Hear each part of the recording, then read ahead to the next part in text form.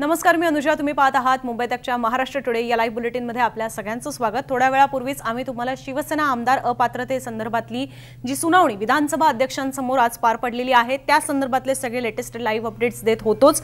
पण त्यासोबतच आज दिवसभरात सुद्धा अनेक महत्त्वाच्या घडामोडी घडलेल्या आहेत. त्याही संदर्भातल्या बातम्या आपण आता जाणून घेणार आहोत. खास करून आज पंतप्रधान नरेंद्र मोदी यांचा महाराष्ट्र दौरा होता.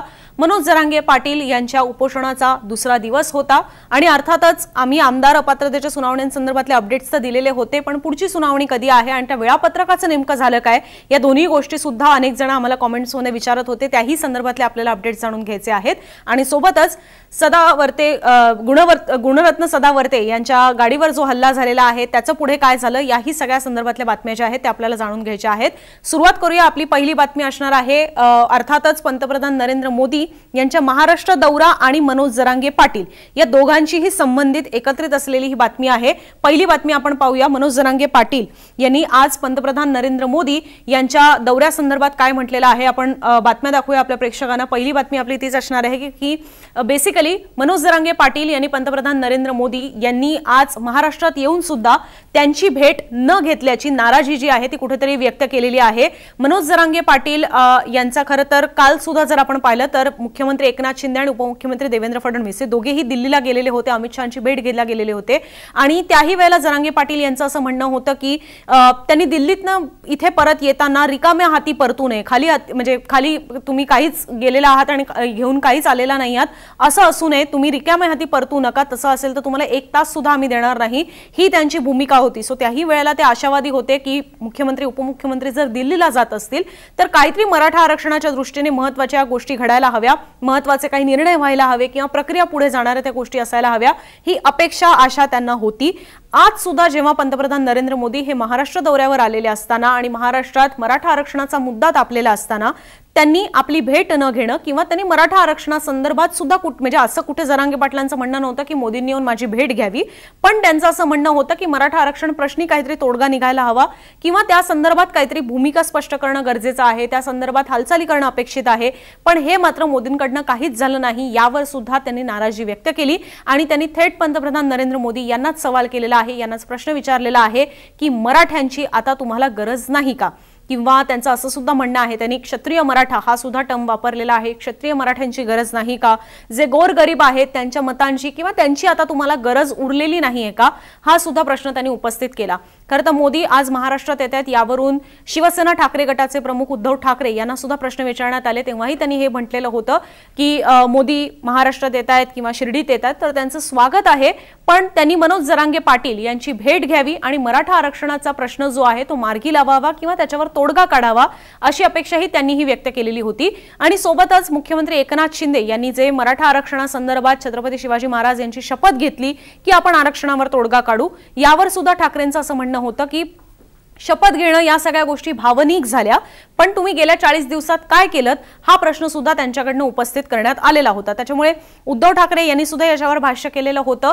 आणि दुसरीकडे मनोज जरांगे पाटील यांनी मोदींनाच हा थेट प्रश्न विचारलेला आहे की तुम्हाला आता गरज राहिलेली नाहीये का मराठ्यांची? खरं तर मुंबई तक चावडी या आमच्या विशेष कार्यक्रमामध्ये सुद्धा जेव्हा मनोज जरांगे पाटील हे आलेले होते त्याही वेळेला त्यांनी हे म्हटलेलं होतं की मोदींनी याची दखल घ्यायला हवी, कारण की येत्या 6 महिन्यांमध्ये लोकसभेच्या निवडणुका या पार पडणार आहेत आणि अर्थातच लोकसभा निवडणुकांमध्ये सुद्धा मराठा मतं किंवा मराठ्यांची मतं ही तितकीच महत्त्वाची असतात. अनेक मतदारसंघांमध्ये सुद्धा मराठा हा डॉमिनंट फॅक्टर राहिलेला आहे. खरं तर या संदर्भात जेव्हा जरांगे पाटील यांनी ही भूमिका मुंबई तक चावडीवर व्यक्त केलेली होती त्याच्यानंतर मुंबई तकवर आम्ही आजच्या मुद्द्यामध्ये या संदर्भातलं एक सविस्तर विश्लेषण केलेलं आहे की लोकसभेच्या दृष्टीने मराठा आणि ओबीसी हा फॅक्टर किती महत्त्वाचा आहे, कुठल्या पक्षांसाठी कुठला फॅक्टर महत्त्वाचा आहे आणि कुठला फॅक्टर नाराज झाला, कुठला समाज नाराज झाला तर त्याचा फटका कुणाला कसा बसू शकतो हे तुम्ही लोकसभा निवडणुकांच्या दृष्टीने ते गणित समजून घेऊ शकता, ती आकडेवारी समजून घेऊ शकता की मराठा समाज कुठल्या मतदारसंघांमध्ये किती कोणाला मत देतोय आणि ओबीसी समाज कुठल्या मतदारसंघांमध्ये कोणाच्या बाजूने आहे. या सगळ्या गोष्टींची क्लॅरिटी तुम्हाला तिथे समजून येईल. पण इथे हेच जरांगे पाटील बोलताना आपल्याला पाहायला मिळत आहेत आणि त्यांनी हाच प्रश्न विचारलेला आहे. सोबत त्यांचं हे सुद्धा म्हणणं आहे की जर इथे तुम्ही काही येऊन करत नसाल तर तुम्ही तिथे तरी काय करणार आहात? म्हणजे म्हणजे जर तुम्ही महाराष्ट्रात येऊन आम्हाला आश्वस्त करत नसाल, आमच्या मराठा आरक्षण प्रश्नी काही बोलत नसाल, तर मग तुम्ही दिल्लीमध्ये जाऊन तरी या गोष्टीवर काय बोलणार आहात, हाही प्रश्न जरांगे पाटील यांनी उपस्थित केलेला आहे। त्यांचं हे सुद्धा म्हणणं आहे की आमच्या तुमच्याकडनं फार काही आशा नाहीच आहेत, पण अनायसे तुम्ही आलेला होतात तर यावर बोलणं अपेक्षित आहे। कारण की आज शिर्डीमध्ये जेव्हा पंतप्रधान नरेंद्र मोदी यांची सभा पार पडली त्याच्यामध्ये सुद्धा ते मराठा आरक्षण प्रश्नी फार बोललेले नाहीयेत, म्हणजे त्याच्यावर ते बोललेलेच नाहीयेत खरं तर। त्याच्यामुळे यावर सुद्धा नाराजी ही त्यांनी व्यक्त केलेली आहे। आता यावर महायुतीतले नेते काही बोलतात का हे पाहायला हवं। अर्थात महायुतीतल्या नेत्यांकडनं मराठा आरक्षणासंदर्भात बोललं जात आहे, पण मोदी जेव्हा महाराष्ट्रात येतात आणि महाराष्ट्रातला सध्याच्या घडीचा सगळ्यात मोठा प्रश्न जो आहे तो मराठा आरक्षणाचा आहे आणि त्यावर मोदी काही न बोलणं किंवा त्या अनुषंगाने त्यांनी काही न करणं हे जरांगे पाटील यांना पटलेलं नाहीये। अर्थात या संदर्भातली जरांगे पाटील यांची सविस्तर भूमिका किंवा त्यांचं मत हे तुम्ही मुंबई तकच्या YouTube चॅनलवर जाऊन सुद्धा पाहू शकता। दुसरी बातमी पाहूया। दुसरी बातमी असणार आहे आपली सदावर्ते यांच्या गाडीवर झालेल्या हल्ल्याची किंवा त्याची तोडफोड। ही ती गाडी आहे, त्यांचं वॅनिटी व्हॅन सुद्धा एक आहे आणि गाडी सुद्धा आहे। याची तोडफोड तुम्हाला दिसत असेल, इथे पूर्ण सगळ्या काचांचा खच जो आहे तो पडलेला आहे। इतक्या मोठ्या प्रमाणात या गाड्यांची तोडफोड जी आहे ती झालेली आहे। गाड्यांच्या ज्या काचा असतात त्या संपूर्णपणे तोडण्यात आलेल्या होत्या। पोलीस सुद्धा अर्थातच आलेले होते, त्यांना म्हणजे ज्यांनी हा हल्ला केलेला आहे त्यांना सुद्धा कोर्टात हजर करण्यात आलेलं होतं, पण त्यांना नंतर जामीन मिळाला जात मुचलक्यावर आणि नंतर सोडण्यात आलं। तर ही ती दृश्य आहेत की तुम्ही पाहू शकता त्या दृश्यांमध्ये की कशा पद्धतीने गुणरत्न सदावर्ते यांच्या गाडीची तोडफोड जी आहे ती करण्यात आलेली आहे। तर याच्यामागे कारण काय आहेत, तर ही व्यक्ती जी आहे ही मंगेश साबळे म्हणून व्यक्ती आहे आणि तिच्यासोबत आणखीनही 2 त्यांचे साथीदार होते। या सगळ्यांनी मिळून या गाड्यांची जी आहे ती तोडफोड केलेली होती। याच्यामागचं कारण असं त्यांनी सांगितलेलं होतं की ज्या पद्धतीने गुणरत्न सदावर्ते हे मराठा आरक्षणाला विरोध करतात किंवा त्या संदर्भातली जी ते वक्तव्य करतात याच्यावरनं ते म्हणजे ते बरोबर नाहीये आणि म्हणून हे आम्ही केलेलं आहे असं त्यांचं म्हणणं होतं। आता हे मराठा समाजातूनच येणारे नेते व्यक्ती आहे ज्यांनी हा हल्ला केलेला आहे आणि त्यांचं म्हणणं आहे की गुणरत्न सदावर्ते हे अशा पद्धतीची वक्तव्य करतायत की मराठ्यांना आरक्षणाची गरजच नाहीये किंवा त्यांच्या ज्या सभा भरतात तिथे जी गर्दी जमते ती जत्रा आहे, अशा पद्धतीने ही वक्तव्य करणं हे आम्हाला मराठा तरुणांना कुठेतरी उकसवणारं आहे आणि म्हणून अशा पद्धतीचं आम्ही हे कृत्य केलेलं आहे असं या व्यक्तींकडनं त्याचं एक प्रकारे समर्थन करण्यात आलेलं आहे। दुसरीकडे गुणरत्न सदावर्ते यांची प्रतिक्रिया पाहिजे झाली तर त्यांचं म्हणणं आहे की जरांगे पाटील यांचे लाड करणं हे बंद करायला हवं असं सदावर्तेंचं म्हणणं आहे। सदावर्ते हेही म्हणतात पुढे जाऊन की मनोज जरांगे पाटील हे स्वतःला पाटील समजतात आणि जे पाटील आहेत त्यांना आरक्षणाची गरज काय हाही प्रश्न त्यांनी पुन्हा उपस्थित केलेला आहे। त्यांचं असं सुद्धा म्हणणं आहे की या सगळ्या गोष्टींची सुरुवात ही पोलिसांवर हल्ले करून सुरुवात झाली, जे क्रिमिनल ऍक्ट अंतर्गत गुन्हा सुद्धा आहे। पोलिसांवर हल्ले करण्यात आले, त्याच्यानंतर आता ते चुलोण आपल्या घरापर्यंत येऊन पोहोचलेलं आहे असं सुद्धा सदावर्ते यांचं मत आहे। पण या सगळ्या मागे मनोज जरांगे पाटील आहेत का किंवा त्यांच्याकडनं हे सगळ्या गोष्टी घडवून आणलेल्या आहेत का, तर जरांगे पाटील यांनी याच्यावर भूमिका त्यांची स्पष्ट केलेली आहे। त्यांचं म्हणणं आहे की या सगळ्या कुठल्याही गोष्टीमागे आपला काहीही संबंध नाही। ज्या व्यक्तींनी हे सगळं केलेलं आहे त्यांना मी ओळखत नाही किंवा मी काही त्यांना सांगितले यातली कुठलीही गोष्ट नाहीये आणि मी पहिल्यापासूनच सांगतोय की आमचं मराठा आरक्षणासंदर्भातलं आंदोलन हे शांततापूर्णच होणार आहे, कुठल्याही पद्धतीच्या त्याच्यातल्या हिंसक गोष्टी घडणार नाहीत हे सुद्धा मी सांगत आहे। त्यामुळे याच्यामध्ये ज्यांनी ह्या गोष्टी केलेल्या आहेत त्यांना आज अर्थातच अटक करण्यात आलेली होती, कोर्टात हजर करण्यात आलेलं होतं मुंबईतल्या आणि त्याच्यानंतर त्यांना साधारण 5000च्या जात मुचलक्यावर नंतर सोडण्यात आलं। पण त्यांच्याकडनं मात्र सदावर्ते यांच्या गाडीवर झालेल्या हल्ल्याचं समर्थन जे आहे ते करण्यात आलेलं आहे आणि सदावर्ते यांनी याच्यावर कडाडून विरोध केलेला आहे की मराठ्यांना आरक्षण देण्याची गरज नाही आणि मराठा आरक्षणाविरोधात आपला लढा हा अशाच पद्धतीने सुरूच राहणार, ही भूमिका सुद्धा गुणरत्न सदावर्ते हे अजूनही मांडलेली आहे किंवा ते त्यांच्या भूमिकेवर अजूनही ठाम आहेत। तिसरी बातमी पाहूया। तिसरी बातमी असणार आहे पंतप्रधान नरेंद्र मोदी यांच्या दौऱ्यासंदर्भातली, कारण की आज अजित पवार उपमुख्यमंत्री अजित पवार यांच्या समोरच पंतप्रधान नरेंद्र मोदी यांनी शरद पवार यांच्यावर टीका केलेली आहे। आता शरद पवार हे जेव्हा यूपीए सरकार होतं त्यावेळेला आपल्याला सगळ्यांनाच माहिती आहे कृषी मंत्री होते। आज जेव्हा पंतप्रधान नरेंद्र मोदी हे महाराष्ट्रात आले त्यांच्या महाराष्ट्र दौऱ्यासंदर्भात आपण सांगूच, पण तत्पूर्वी या पर्टिक्युलरली या बातमीपुद्धा सांगायचं झालं तर पंतप्रधान नरेंद्र मोदी हे जेव्हा आज महाराष्ट्रात शिर्डीमध्ये ते आलेले होते, बेसिकली महाराष्ट्र दौरा असा नव्हता पण शिर्डीमध्ये ते आलेले होते, तर शिर्डीमध्ये जेव्हा ते आले त्यावेळेला त्यांची एक सभा पार पडली आणि या सभेमध्ये पंतप्रधान नरेंद्र मोदी यांनी थेट प्रश्न विचारला किंवा त्यांनी सांगितलं, बेसिकली प्रश्न नाही विचारला पण त्यांनी सांगितलं की म्हणजे त्यांनी नाव नाही घेतलं, त्यांनी असं म्हटलेलं होतं की एक महाराष्ट्रातले मोठे नेते आहेत जे यूपीए सरकारमध्ये कृषी मंत्री राहिलेले आहेत, पण त्यांनी कृषी मंत्री राहून शेतकऱ्यांसाठी केलं तरी काय, हा प्रश्न त्यांनी विचारलेला होता। आणि त्यांनी हे सुद्धा म्हटलं की त्या नेत्याचा वैयक्तिकरित्या व्यक्तिगतरित्या आपण सुद्धा मान सन्मान ठेवतो, पण कृषी मंत्री म्हणून त्यांनी केलं तरी काय, हा प्रश्न पंतप्रधान नरेंद्र मोदी यांनी विचारला। आता मोदी यांनी पवारांवर टीका करणं यात काही नवल नाही, विरोधातलेच नेते आहेत एकमेकांच्या, पण ज्या वेळेला मोदी हे म्हणत होते त्यावेळेला मंचावर तिथे मात्र अजित पवार हे उपस्थित होते। अर्थात पंतप्रधान यांचा कार्यक्रम आहे महाराष्ट्रातला आणि उपमुख्यमंत्री या नात्याने अजित पवार हे सुद्धा तिथे उपस्थित होते, एकनाथ शिंदे आणि देवेंद्र फडणवीस सुद्धा उपस्थित होते, पण अजित पवार हे मंचावर असताना त्यांच्याच समोर मोदींनी थेट शरद पवार यांच्यावर हा हल्ला केलेला आहे। तर याच्यावर जेव्हा राष्ट्रवादी काँग्रेसच्या अर्थात या राष्ट्रवादीच्या साइडने कोणाच्या प्रतिक्रिया आल्या नाहीत, पण जी दुसरी राष्ट्रवादी आहे शरद पवार यांची जी राष्ट्रवादी आहे त्या गटातल्या प्रतिक्रिया जरूर आल्या। आता जितेंद्र आव्हाड यांच्यासारख्या नेत्यांनी असं म्हटलेलं आहे की कृषी मंत्री म्हणून शरद पवार यांनी अनेक गोष्टी केलेल्या आहेत ज्या आजवर भारतात झालेल्या नव्हत्या, त्या खूप क्रांतिकारी निर्णय जे आहेत हे त्यांनी घेतलेले होते शरद पवार जेव्हा ते कृषी मंत्री होते।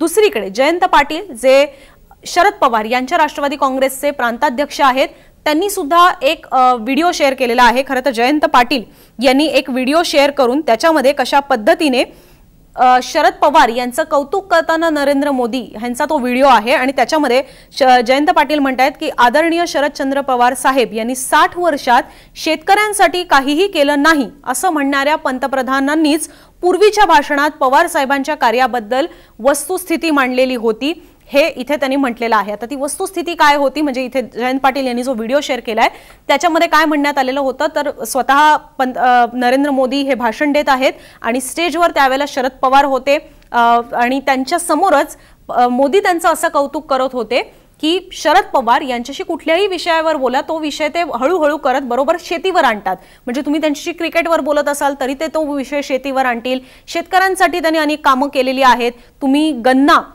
म्हणजे ऊस याच्या संदर्भात बोला तर ते त्याच्यावर अनेक तास बोलू शकतात, इतकं त्यांचं त्याच्याबद्दलचं नॉलेज आहे, असं कौतुक जे आहे कृषी क्षेत्रासंदर्भात खास करून हेच नरेंद्र मोदी यांनी शरद पवार यांचं केलेलं होतं।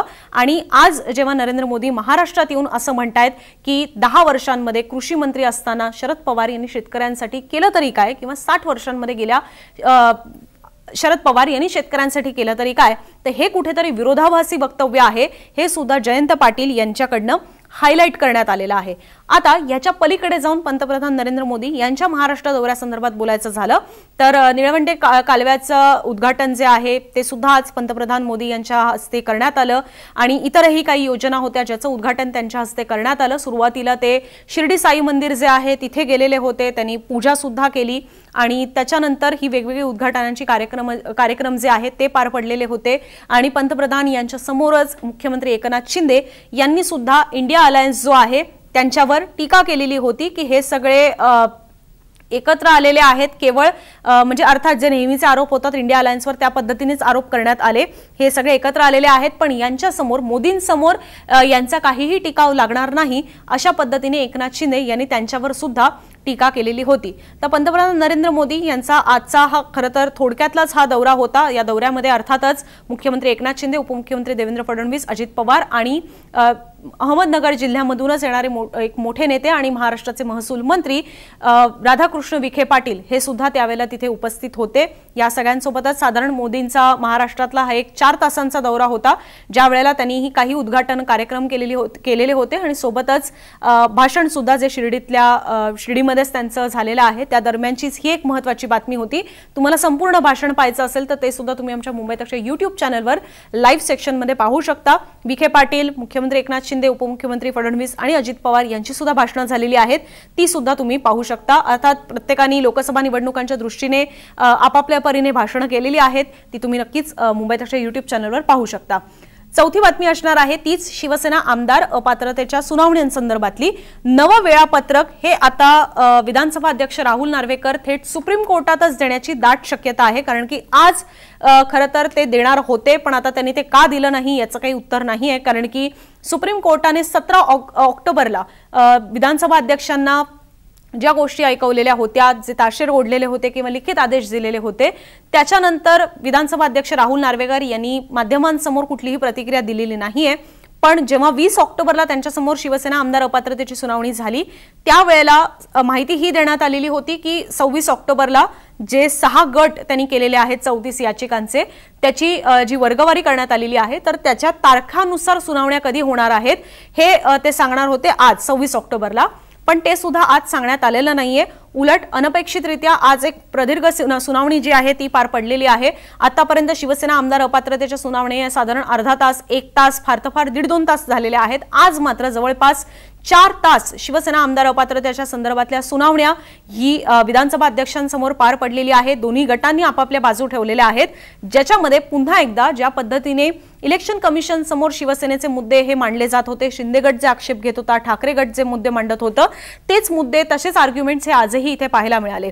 म्हणजे सगळ्यात पहिले बोलायचं झालं तर शिंदे गटाकडनं ही मागणी करण्यात आलेली आहे की आम्हाला काही पुरावे जे आहेत ते सादर करायचे आहेत, आमचं म्हणणं मांडायचं आहे आणि त्याच्यासाठी नैसर्गिक न्यायानुसार आम्हाला वेळ देणं हे म्हणजे नैसर्गिक न्यायानुसार तुम्ही आम्हाला वेळ द्यायलाच हवा, अन्यथा तो अन्याय ठरेल। आणि शिंदे गटाची मागणी आहे की आम्हाला 14 दिवस देण्यात यावे। आता अजून हे त्यांना 14 दिवस मिळणार की नाही याची स्पष्टता ही झालेली नाहीये, पण पुरावे आम्हाला द्यायचे आहेत आणि त्याच्यासाठी आम्हाला वेळ द्यायला हवा, आमचं म्हणणं मांडायला आम्हाला वेळ द्यायला हवा, हे मात्र नैसर्गिक न्यायाला धरून आहे असं शिंदे गटाचं म्हणणं आहे, ज्याच्यावर अर्थातच ठाकरे गटाने आक्षेप घेतलेला आहे। त्यांचं म्हणणं आहे की ज्या काही गोष्टी घडलेल्या आहेत त्या पब्लिक डोमेनमध्ये आहेत, खास करून विधानसभा अध्यक्षांची निवड असेल किंवा शिंदे सरकारचा विश्वासदर्शक ठराव असेल, या दोन्ही वेळेला घडलेल्या गोष्टी, किती आमदार तिथे उपस्थित होते, कोणी काय केलेलं होतं, या सगळ्या नोंदी विधिमंडळ कार्यालयाकडे असतात। अशा परिस्थितीमध्ये आणखीन काय पुरावे ठेवायचे आहेत हाही प्रश्न ठाकरे गटाकडनं उपस्थित करण्यात आलेला होता। याच्या पलीकडे जाऊन पुढचे मुद्दे जर पाहिले तर त्याच्यामध्ये शिंदे गटाचं असं म्हणणं होतं की उद्धव ठाकरे यांची शिवसेना पक्षप्रमुख पदी झालेली जी निवड होती किंवा नियुक्ती होती ती बेकायदेशीर आहे, ती चुकीची आहे, त्याच्या कुठल्याही नोंदी सुद्धा उपलब्ध नाहीत, हा सुद्धा दावा त्यांच्याकडनं करण्यात आला। म्हणून मी म्हणाले की ज्या इलेक्शन कमिशन समोर सुनावण्या व्हायच्या तशाच सुनावण्या आज सुद्धा इथे पाहायला मिळाल्या।